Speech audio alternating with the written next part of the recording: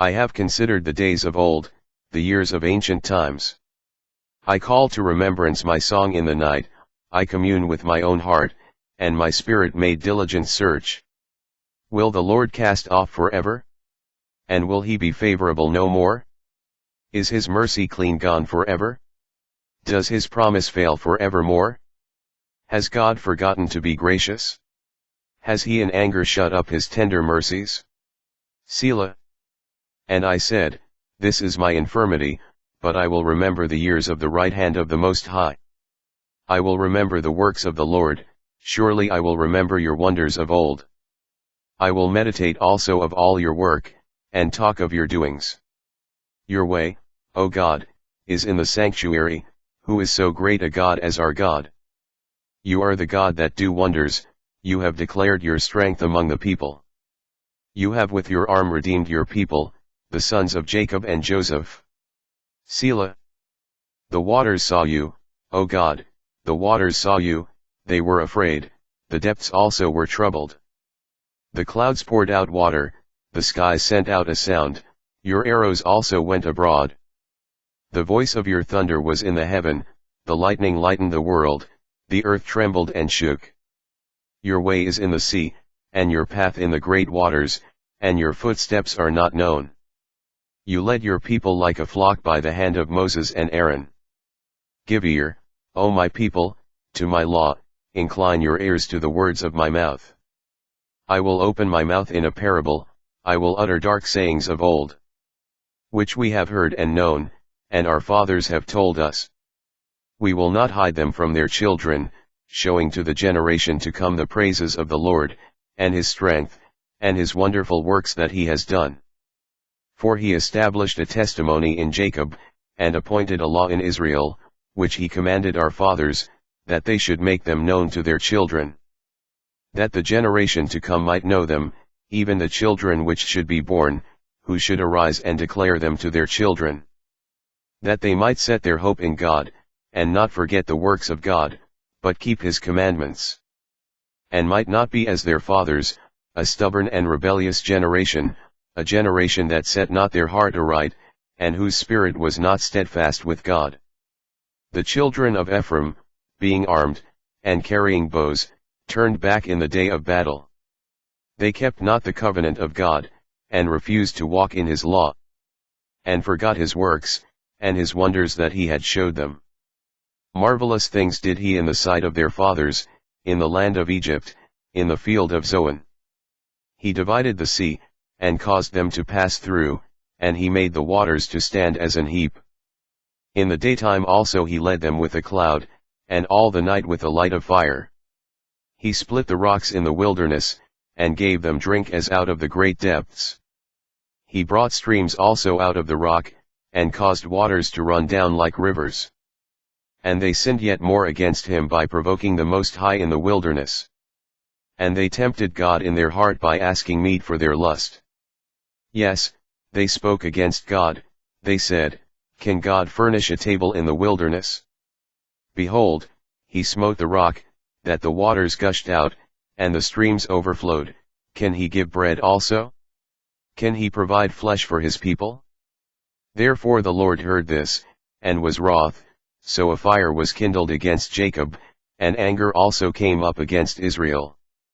Because they believed not in God, and trusted not in his salvation.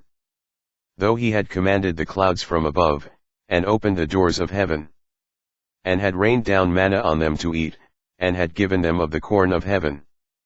Man did eat angels' food, he sent them meat to the full. He caused an east wind to blow in the heaven, and by his power he brought in the south wind.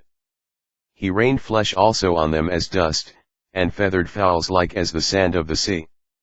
And he let it fall in the middle of their camp, round about their habitations. So they did eat, and were well filled, for he gave them their own desire.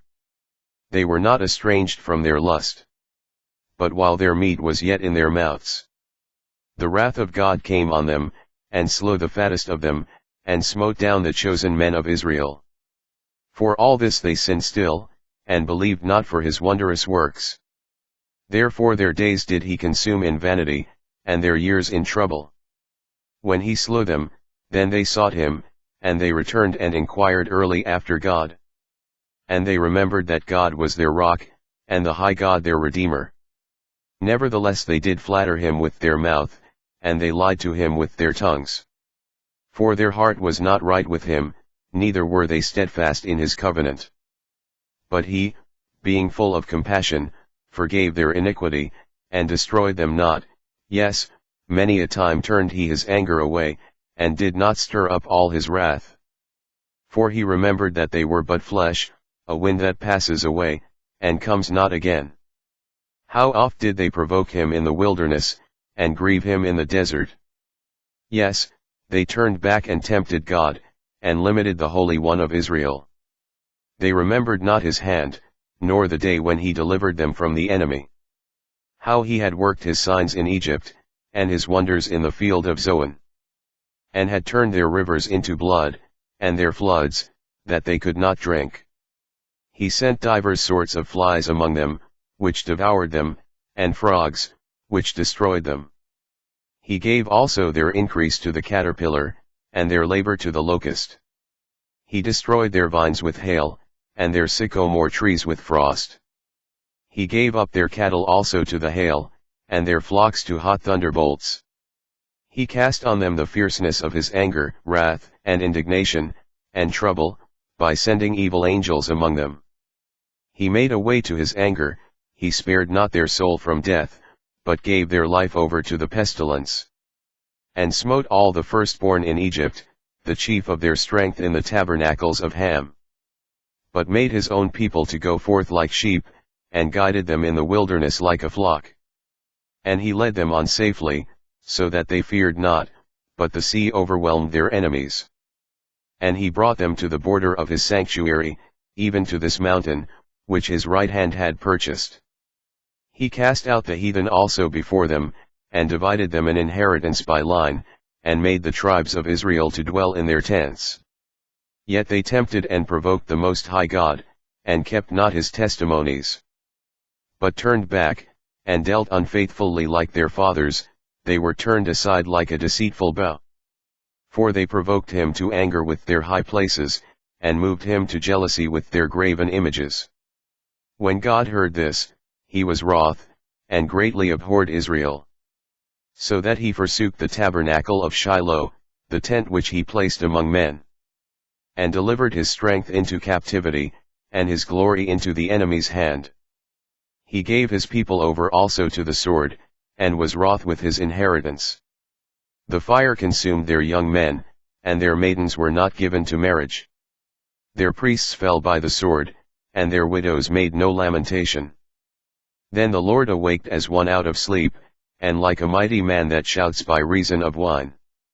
And he smote his enemies in the hinder parts, he put them to a perpetual reproach. Moreover he refused the tabernacle of Joseph, and chose not the tribe of Ephraim. But chose the tribe of Judah, the Mount Zion which he loved. And he built his sanctuary like high palaces, like the earth which he has established forever.